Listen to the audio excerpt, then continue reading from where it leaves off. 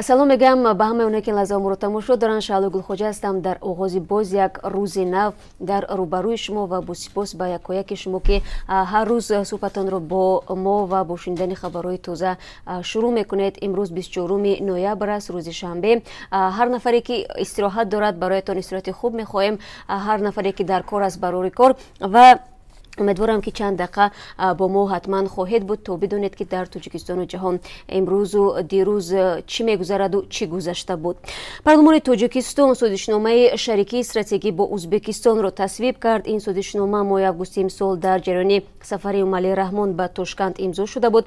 Тоҷикистон бо Русияву Чин ва Қазоқистони шарики стратегист. Зоир Саидзода, муовини вазири корҳои хориҷии Тоҷикистон, рӯзи 23 ноябр дар парлумон гуфт созишнома ба рушди муносибатҳои Душанбеву Тошканд ки марҳилаи мушкилро пайсар кардан сабаб хоҳад шуд. Ӯ гуфт дар 9 моҳи имсол додугирӣ миёни ду кишвар ба тақрибан $220 миллион расидааст. Олимҷон Бобоев, раҳбари ҳизби ислоҳоти иқтисодӣ ва узви маҷлиси намояндагон гуфт қаблан ҳамаи кумитаҳо ва шӯъбаи ҳуқуқии парлумон ба ин тарҳи созишнома баҳои мусбат доданд. Дар ҳамин рӯз парлумони Тоҷикистон барои ҷудо кардани қитъаи замин ба сохтмони намояндагиҳои дипломатии Узбекистон дар Душанбе низ ризоят дод.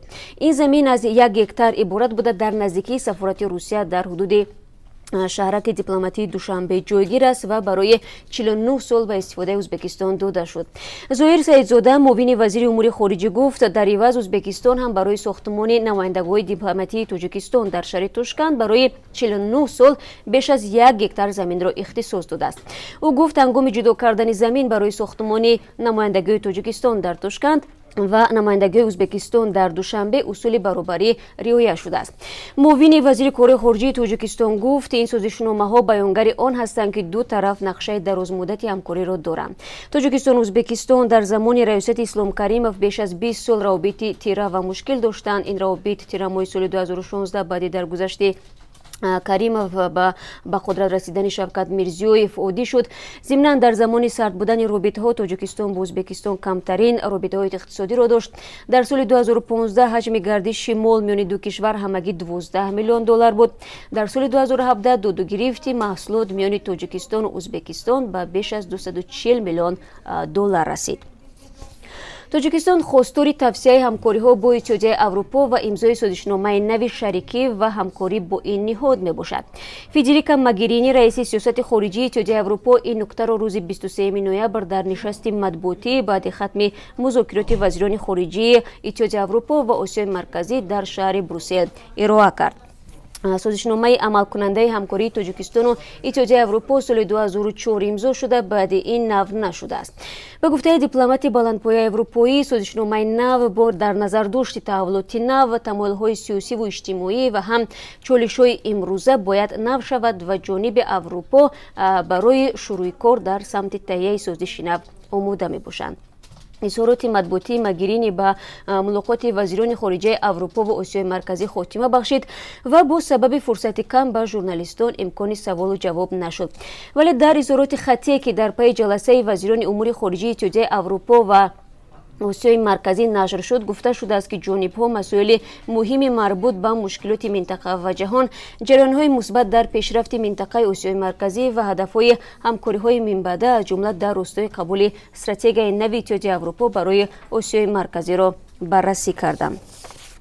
Як додраси додгоҳи шаҳри Турсунзода аз мақомаш барканор карда шуд. Мақомот гуфтанд Муҳаббат Сафарализода бинобар содир кардани кирдоре ки шаъну эътибори додрасро пас мезанад аз мақом озод шудааст. Хадамоти матбуоти президенти Тоҷикистон ҳам гуфт ки рӯзи 23 ноябр дар ин замина фармони Эмомалӣ Раҳмон содир гардидааст. ҷузъиёти кирдори Муҳаббат Сафарализода ки боис ба барканориаш шуд то ба ҳол маълум нест. Та як соли ахир тақрибан 10 додраси додгоҳи кишвар аз кор ронда ва баъзи онҳо ба ҷавобгарӣ кашида шуданд. моҳи августи имсол додгоҳи олии Тоҷикистон як додраси шаҳри Ҳисорро барои фасодкорӣ ба 7 соли зиндон маҳкум кард. Дилшод Искандарзода моҳи январи имсол барои риоя накардани қонун ҳангоми баррасии парвандаҳо аз мақомаш озод шуда буд.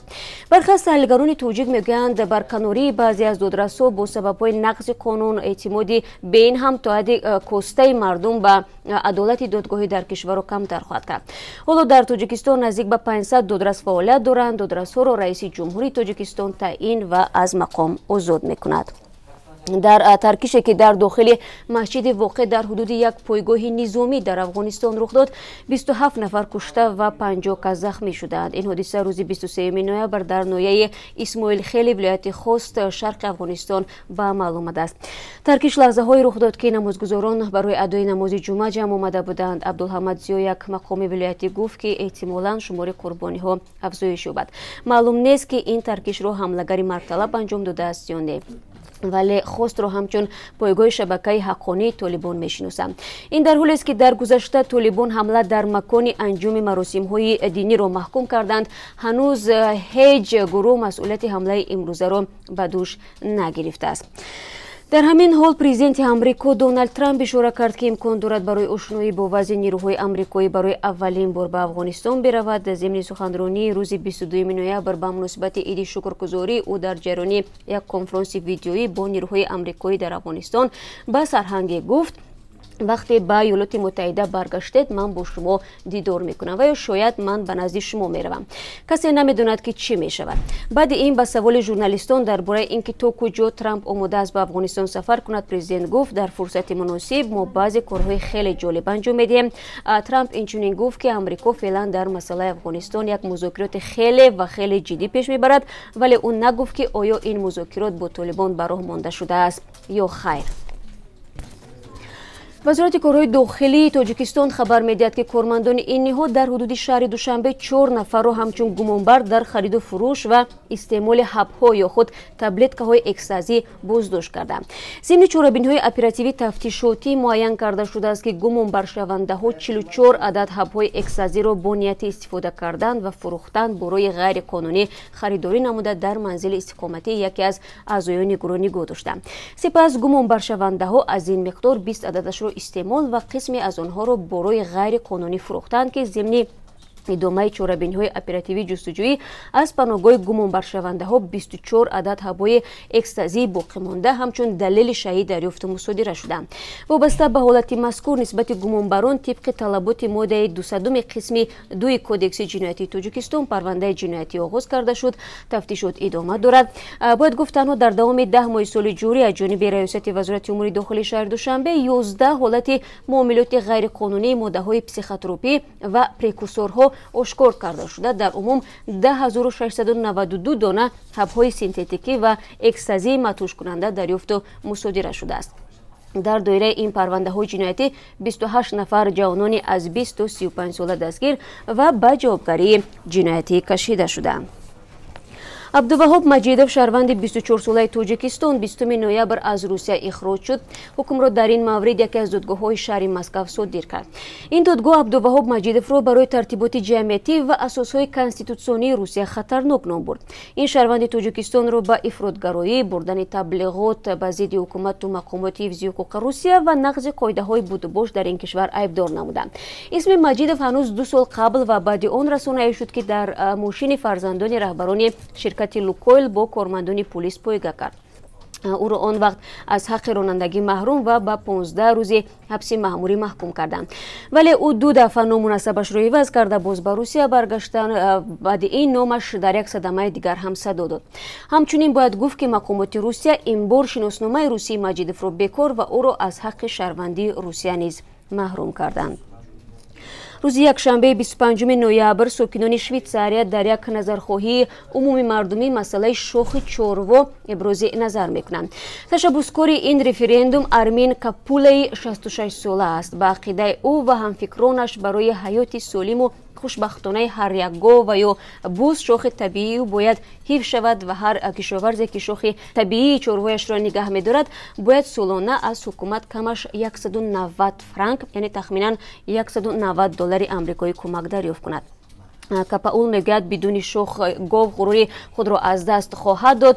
در شویتزاریا از 4-3 گاوها که رمز ملی به شمار میروند یا طبیعتا شاخ ندارند و یا شاخ آنها را صاحبانشان قطع میکنند. طرفداران قطع نمودن شاخ چاروا بر این نظرند که چاروای شاخدار هم به چاروای دیگر و هم به انسان خطر دارد.